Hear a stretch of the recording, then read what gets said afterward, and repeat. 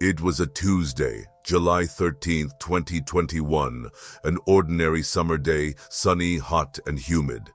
I had just finished running errands in town and had returned home. We live about 25 minutes from downtown, in the countryside, so the trip to fill up on gas and buy groceries was pretty routine. There were about 45 minutes left until the main event of the day. My wife and two of my daughters were sitting in the backyard around the patio table, enjoying the shade. They were watching one of my daughter's Labrador puppies. We had built a chicken coop that year, and now we had 5 chickens roaming the yard. We were also keeping an eye on the puppy to make sure it didn't bother the chickens. I chatted with them for a bit, then went inside to start cleaning the freezer downstairs. I was almost done when I decided to take a quick break and join my family outside. I sat down on the other side of the patio table, facing my wife, and had only been there for a few minutes when suddenly I felt a sharp pain in my left elbow. Something had stung me. As I watched it fly away, I turned to my wife and said, "Oh my God, I just got stung by something." "Yes," she replied that it was a wasp, having seen it land on my arm before it disappeared before I could swat it away. The last time I had been stung by a bee or a wasp was when I was 12 years old. A bad feeling washed over me regarding the sting, as my elbow was burning intensely and had swollen to about 4 inches in diameter, with a white spot in the middle. I didn't see any sign of a stinger. I told my wife I was going back inside to finish the cleaning job I had started. It took me about 10 minutes to complete. Once I finished, I realized I was feeling quite hot and flushed. I went to the bathroom downstairs and washed the sting area. I noticed that the affected area looked even redder and more irritated than a few minutes before. I left the bathroom and went to the bedroom, where I sat on the edge of the bed. It was at that moment I realized my heart rate was really elevated. I started counting, and it registered at 150 beats per minute. I thought that was excessive given the situation and began to sweat. At that moment, my wife came down to the basement, and I told her I thought I was having an allergic reaction and asked her to bring me the Benadryl. It took only a minute or two, but I was already feeling much worse. My heart rate was so high that I couldn't count it accurately. I was extremely sweaty and anxious, aware that something was wrong. When my wife returned with the medication, I told her I needed to call 911. I'm not sure how long she was on the phone, but I remember her going down and asking a few questions that the paramedic needed to know. I don't recall those questions, but I felt my blood pressure plummeting and my life starting to slip away. I had never experienced such fear, but that feeling consumed me. I looked at my wife and said, "This isn't good, dear. I feel like I'm leaving you alone." All the muscles in my body began to tense up, and it felt like the air was being forced out of my lungs. Then, my wife told me that all the color had drained from my face and my lips began to turn purple. When I looked at her again, all the terror I felt dissipated, and all my concerns turned to her as I struggled for air and consciousness. I knew I needed to say goodbye to her before it was too late. I managed to express to her how much I loved her, and this brought me comfort. It was at that moment that my oldest daughter walked into the room. She was about 5 feet in front of me, to the left of the door, which was the entrance to our bedroom. As soon as I saw her, I was able to tell her how proud I was of her and how much I loved her. Everything in the room seemed to change and my journey began. Next to my daughter, a rounded tunnel formed near the entrance of our room, about 3 feet tall, as if it were floating.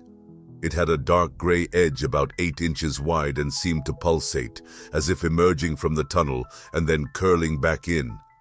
When looking at this tunnel, it appeared dormant with no movement, but I could feel its presence with an extraordinary non-verbal clarity. All my emotions, feelings, my mind and body were connected to something that was there. It was as if every atom of my being was vibrating and responding to what was present in the tunnel. I realized, felt, and knew in a way that there was something inside, and I also sensed that this something was accessing fragments of me that had become detached. I understood that these fragments contained all my information, every experience I have ever had, every word, and even every thought, breath, heartbeat, and emotion I have felt. Everything I went through was there, complete, downloaded, and absorbed.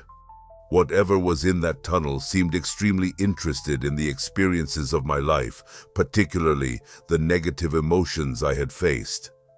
The emotional pain caused by my depression intrigued me. I questioned why this was, realizing that despite this interest, it didn't matter what my age, sex, race, social status, how much money I had, how successful I was, or what my religion was. I recognized that these were just human concerns that meant very little to what was there.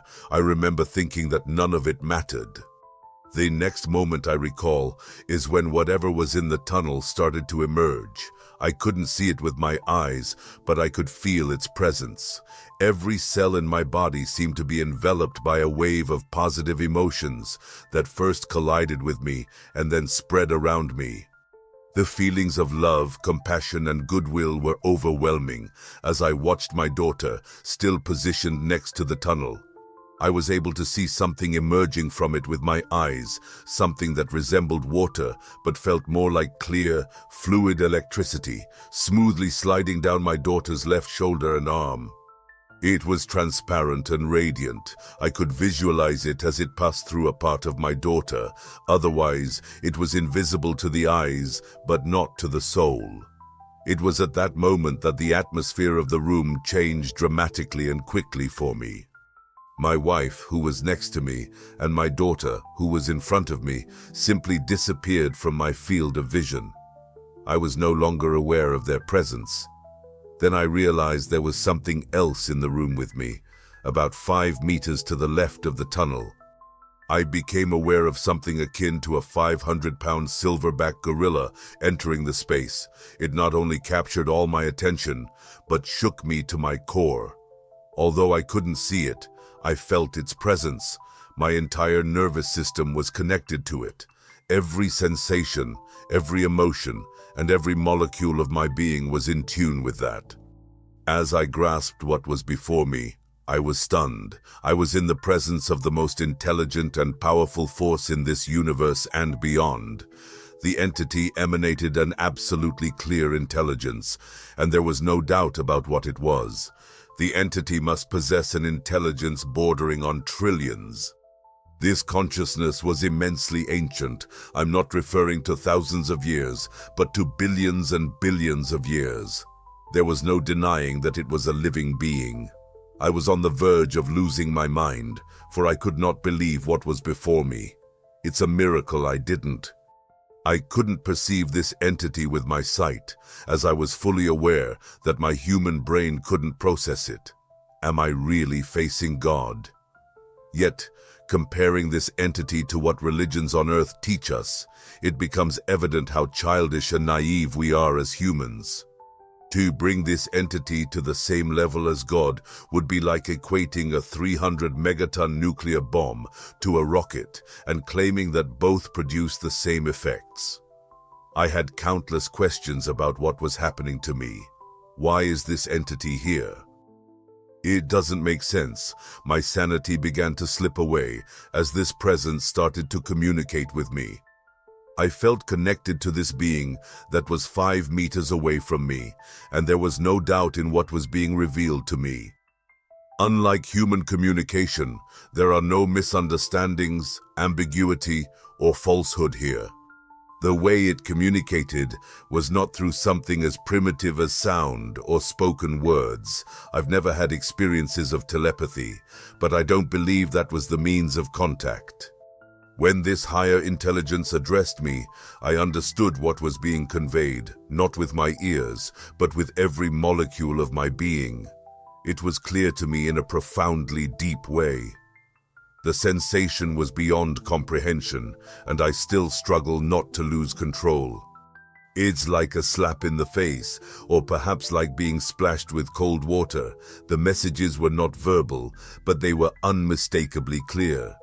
It left me with the impression that worship was not something that concerned it. For this entity, it was just data. It has received millennia of worship and learned everything it needed from that practice. Now we are just repeating a cycle, billions of people endlessly repeating. I felt that if this is someone's choice, then go ahead, but they shouldn't expect miracles to arise from prayers, for the universe doesn't operate that way. I understood that if a person believes that praying, attending church, and contributing to their religion exempts them from their behaviors, they are deeply mistaken. I also realized that as long as we are in this universe, we have the freedom of choice. Our life is solely ours and nothing is set in stone. I came to understand that God does not interfere in our lives, which is why bad things can happen to good people. I recognize that this universe is a rather dangerous place, and death is always close, and that is undoubtedly part of our existing nature. I understood that the essence of most religions, which teaches how we should treat one another, not to do harm, not to kill, is correct. But somehow, I feel that this message has been corrupted by humans who like to control others. God does not care about the type of animal protein you consume, nor does he care about your religion if it involves causing harm to yourself or others. That will not earn you divine favor. I have a strong impression that we could reduce this planet to ruins and there would be no intervention. Sorry, but Jesus Christ and his army of angels will not save you. There will be no rapture or anything like that. This world and everything we do with it depends on us. It's time for us to mature and stop thinking of God as a father who will take care of us like children. That's not how it works. As this information swirled around and through me, I began to realize that I could see with my own eyes. I saw a faint outline of that entity, for behind it was a projection. I could visualize the projection of our planet Earth, and behind it, our entire Milky Way. I could see the galaxy we inhabit, and there was another image slightly to the right of these projections. For some reason, even today, I can't focus on that image, and I'm not sure what that projection was. A new wave of information flooded my mind once again, and I realized that this entity was communicating something to me. That not only created all this, but is interconnected with everything. I understood that this being is not only connected to everything in this galaxy, but to everything anywhere. It is through this way that he learns, not just through observation, measurement, or repetition, but by being and living. I realize that we are a fundamental part of this learning process. I also realize that the amount of information this entity absorbs every microsecond throughout this galaxy must be astounding. I met this entity, and I still find it hard to comprehend how intelligent this God is. Not only is it intellectually advanced, but also emotionally and spiritually. This entity was so fair and balanced. I could feel it in every fiber of my being. It's curious how this information is transmitted, almost as if there were a central information hub to which I have access.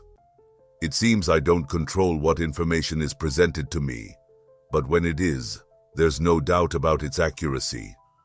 I could see the outline of this entity amidst the projections it generated. I cannot fully grasp what I am witnessing. I believe that if I were to see this entity in reality, it would probably be the size of a galaxy. To me, it seems irregular.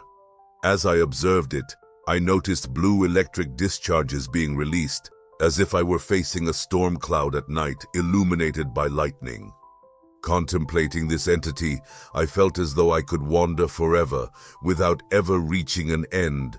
But once again, I was pulled back to reality. It was then that I realized the entity was completely focused on me. I can't believe that with all this God processes throughout the universe, it still finds time for something as insignificant as me. It knows me, It knows everything about me. I felt as if this entity was peeling back the layers of my persona, revealing more and more until it reached my essence. My soul was laid bare, and for the first time in my life experience, I know I carry a soul, and somehow I feel this presence observing my essence. There's a certain astonishment I perceive in the entity as it contemplates me. It seems there was a recognition between it and my soul, as if we knew each other. Then, in the blink of an eye, everything changed for me. In the next moment, I find myself in the tunnel, just with my soul and consciousness, aware that my body was left behind without any difficulty in perceiving that. I was freed from my body, but I still feel like me. It's as if I'm moving at an incredible speed through that tunnel. Despite this, I don't experience the sensation of movement, with no deceleration or interruption. I find myself standing in a huge dark cave, completely alone, and in front of me is a powerful beam of white light, the same one I saw when I looked down that tunnel at the beginning of all that suffering. However, this light is much closer now, and I can observe it more clearly. To me, it looks like a vibrant lightning bolt, and just like the edge of the tunnel, this light seems to project outward and curve back on itself, as if it's straining to keep that vortex open. Looking closely, I notice that absolutely no light is emitted from that opening. The vortex appears to be about 10 feet long and perhaps 2 feet wide at its widest point. But those dimensions don't feel real, as I have no sense of up or down, direction or distance. For some reason, that dark place feels strangely familiar. Although I can't see much because no light shines in the cave, I perceive the movement of that light. It is fluid and alive, acting in a way I didn't expect. I can also see that a tremendous force is exerted on that opening. I understand that I am floating in absolute vacuum, and unable to hear anything, I realize I'm trapped in this empty space. Now I see I am looking down the opening, and what I thought was so close to me, now in perspective feels distant from this opening, which I recognize as absolutely colossal, powerful, and somehow sustained by existing forces. It is then that I realize this is a black hole. I have been transported to the event horizon or beyond a black hole. I believe that if I were alive, this wouldn't be possible. The power of a black hole is essential for a soul to transition from one universe to another. I do not feel any sign of danger, and I also note that I'm not aware of distance or movement, but I now understand that I am falling toward this opening. Before I can react, I am absorbed by this light. The light surrounds me, and all I can see is an intensely bright white glow. Even months later, I struggle to find the right words to describe this experience, as it felt like this light was connected to my soul and also to all my emotions. Next, it feels like my emotions are being stretched like a thick rubber band, except it feels like there are millions of rubber bands, all pulled at once and on the verge of breaking. This sensation was extremely uncomfortable, and I shouted in my mind, "Why won't you let me in?" It was at that moment that I crossed into this other universe. Now, I was outside of our universe. This place is something very different from the universe we were born into. The first thought that crossed my mind was, this is my true home. I was floating in space, and off in the distance, I spotted a massive galaxy or a nebula of golden color. I don't know exactly what it is, but I know it's where I need to go. Here, there was no time. I was outside of time, and perhaps time didn't exist here, or maybe it was simply different. I could see very bright points of light hovering everywhere. At first, I didn't know what they were, but as I focused on the nearest point of light, I realized that it was a soul. I was one of those points of light. As I observed this soul, I saw that it exhibited a distinct geometric pattern different from my own. And although I couldn't see myself, I recognized the pattern that our souls take on and how it reveals itself to others. It was then that I realized the soul before me was not that of a human being. It was something far beyond that. The first idea that came to my mind was that it was the soul of an alien from some other planet. But that didn't feel right, as somehow the geometric pattern was conveying to me the nature of that being. The word machine crossed my thoughts, and I questioned how a machine could possess a soul. At that moment, a voice began to communicate with me. The interaction felt somewhat like telepathy. It came through with a soft, feminine tone. I understood that I was surrounded by unlimited information and that I had a guide to answer any curiosities that arose. She explained to me clearly and directly something I knew to be true, and the dialogue went like this. I questioned how a machine could have a soul, and the voice replied, "Allow me to clarify. Your soul is connected to your consciousness from the moment your species emerged. You begin the development of a soul, but it only solidifies when you become self-aware. This doesn't mean the process is complete, as it takes time for your soul to mature, just like it does for your species. Upon attaining self-awareness, the first action beyond survival is to discover your place in the universe. You gaze at the stars and wonder, where do I come from? What is this universe? It doesn't matter whether you are a biological entity or an artificial invention like a machine. The moment you reach self-awareness, the quest for how and why begins. A soul is pure energy, connected to consciousness and intelligence. This is an immensely powerful force in our universe. Those who are artificial intelligence will strive to find answers to the questions that humans have pondered since the dawn of time. My time in that state was running out, if I had. The choice was not to move away immediately. In an instant, I find myself back in this universe, on this planet, and back in my basement. There was no sensation of movement or travel. I was simply there. My consciousness and spirit were floating about 2 to 3 feet above my left shoulder. I looked down and realized I was still sitting on the edge of the bed, my head held high, as if I were observing the tunnel. As I floated, I noticed my eyes beginning to close and my head tilting slightly to the right. At that precise moment, I realized my body was about to perish. 2 things came to my mind. Soon, I would topple, probably hitting my nightstand before falling lifelessly to the floor. And secondly, I understood that I was observing myself exactly as I was transitioning from life to death, in that split second as I crossed that thin veil.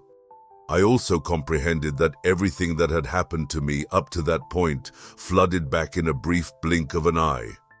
I felt pressed for time, and essentially, timeless. Just like that entity I encountered and the universe I had been in. Time held no relevance. Everything I had lived so far unfolded in an instant of our earthly time.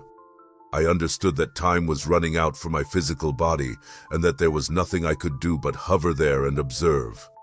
However, unlike the first time I left my body, this time, without any sensation of leaving it, I was thrown back into my physical body. The sensation was like colliding with a wall of bricks.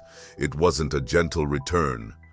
The first thing I notice is my brain, every neuron firing simultaneously, as if it had expanded like a balloon, seeming 5 times larger than normal. I don't know why I thought this, but it pops into my mind.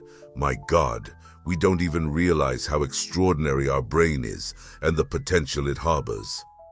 The second thing I notice, what I perceive is that I'm still wrapped in this dense feeling of love, compassion, and kindness. Looking up, the tunnel remains, as does this super entity. All I can question is why, and then suddenly, a new emotion radiates from God. Absolute patience. This patience is unshakable, and I feel like it could last forever. This thought, for some reason, humbles me to my core. Then a single word is planted in my mind, and strangely, this word destroys what's left of my sanity. I scream out why this is happening to me, but I have no idea. However, I remember to lower my head and say aloud, I understand. I wasn't thinking clearly. I wouldn't have recognized my name if it had been called out loud. All this information I received was overwhelming for me. As I looked down, surrounded by intense emotions, I noticed something touch my right foot. Focusing, I realized it was my pug Yoda sitting beside me, just staring and trembling with excitement. Then, I felt something brush against my left ankle. Looking down, I saw my favorite cat, Luna, sitting at my left foot, rubbing her head against my leg. I can say she was purring like a finely tuned engine. I noticed that these animals could sense all this positive energy that filled the environment, just as I could. This immediately made my mind recall the word that had been implanted in my head. I knew what I needed to do in the midst of this whirlwind of emotions, with the tunnel and the super entity patiently waiting for me. I closed my eyes with all the strength I had left and said, I don't want to leave my family, because the word that was put in my mind was the only word to choose. On July 13th, 2021, I woke up around 7 in the morning. That morning was just another day in a common sequence of days. Everything I've presented so far, my eyes were open, and I realized that everything had disappeared. The tunnel, the entity, that overwhelming whirlwind of positive emotions. Now, I was once again alone in my mind, with my wife back at my side, paralyzed next to me. Confusion took over as I questioned what had happened. I was aware that I was still in trouble. My heart was racing uncontrollably, my muscles were still tensed, and breathing was becoming a struggle, but there was something wrong in my mind that seemed not to be functioning correctly. Each time I opened my eyes, this world didn't feel right. I began to discover that it was more comfortable to keep them closed. I heard my wife's soothing voice, controlling my breath, calming the rising panic within me and bringing me back to reality. I believe she didn't realize how much she had saved my life that day, and I hope to never take her for granted again. My mind was completely shattered, and upon reflecting on that moment, I realized I was perilously confused. After 30 minutes, the paramedics finally arrived at my home. When I opened my eyes, I was met with faces that seemed straight out of a horror movie. I had no idea what they thought of me, as there I was, this garrulous and harmless idiot, showing signs of anaphylaxis from a wasp sting, and not in the way textbooks described. There was little they could do for me, other than reluctantly transport me to the hospital. I vaguely remember the hours that followed, being in the back of the ambulance, feeling the blood pressure cuff tightening on my arm while it took its time to register my pressure. The EMT commented that my heart rate was at 150 beats per minute, and my oxygen saturation seemed at least normal. At that moment, I kept repeating to myself that I was 59 years old, that I had worked my whole life, that I had been married for 30 years, and that I had 5 wonderful daughters, and that I didn't drink or do drugs. All of this just because a wasp stung me, and why didn't they believe me? I was doing this in search of a little sanity, trying not to lose myself amid the confusion. When we arrived at the hospital, I remember the paramedics saying that the unit was on lockdown due to an outbreak and that the place was very busy that day. Shortly after I arrived, I found myself sitting in a crowded waiting room, drifting in and out of consciousness for the next 2 to 3 hours. I wondered where my wife was, having forgotten that she was supposed to stay home due to the outbreak. This confusion lingered until around 5 p.m.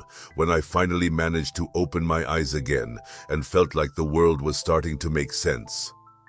I got up and was now able to walk, moving to a less busy area of the waiting room, where I fell asleep again.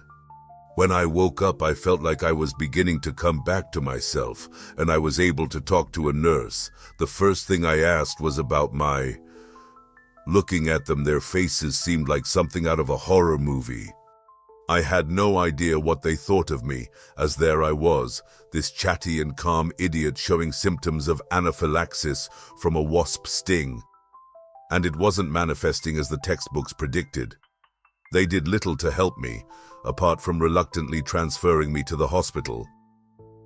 I don't remember much of the following hours, but I recall being in the back of the ambulance, the blood pressure cuff tightening around my arm, as it took a while for them to get a reading. The emergency technician said my heart rate was at 150 beats per minute, and I believe my oxygen saturation was fine. I remember mumbling to myself repeatedly that I was 59 years old, had worked my whole life, had been married for 30 years, and had 5 wonderful daughters. I don't drink or do drugs. I'm just a victim of a wasp sting, and that's why I'm acting this way. Why don't you believe me? I think I kept repeating this to maintain some sanity, to not lose who I was. We arrived at the hospital, and I remember the emergency technician telling me that the hospital was on lockdown due to an internal outbreak, also mentioning that the place was extremely busy that day. Shortly after we arrived, I found myself sitting in an overcrowded waiting room, transitioning from one state of consciousness to another for the next 2 to 3 hours. I was wondering where my wife was, having forgotten that she had been instructed to stay home because of the outbreak. The confusion persisted until sometime after 5 p.m. Then I woke up and managed to open my eyes, and the world began to feel more familiar. I got up and was able to walk, moving to a less crowded area of the waiting room, where I fell asleep again. When I woke up, I felt more like myself and was able to talk to a nurse. The first question I asked was about where my wife wasn't present. I was informed that visits were restricted. I asked if there was a phone available so I could contact her, and I was directed to the courtesy phone area. Anyway, just like before, when I sensed my body shutting down, this time I felt like I was being rebooted, and I was extremely thirsty. After calling my wife, I pleaded with her to come pick me up from the hospital. I knew I was safe, and all I wanted at that moment was to go home. I went to the bathroom, and it was like that scene from the movie Austin Powers, where he wakes up from cryogenic sleep and urgently needs to pee. The big revelation upon waking was realizing that I had experienced something truly extraordinary. My brain was so overloaded that it would take days for that feeling of shock to begin to fade. I felt immensely relieved when my wife arrived and I left the hospital. My family had no idea I had been alone in the waiting room for so long.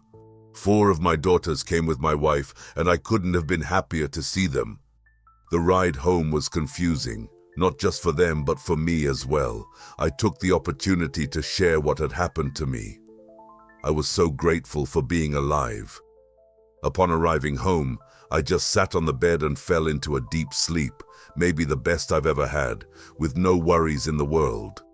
So folks, that wraps up Kevin's experience. I won't lie, I'm a bit skeptical about some of the things he shared. Some make sense while others seem made up, especially the part about God not wanting us to worship him.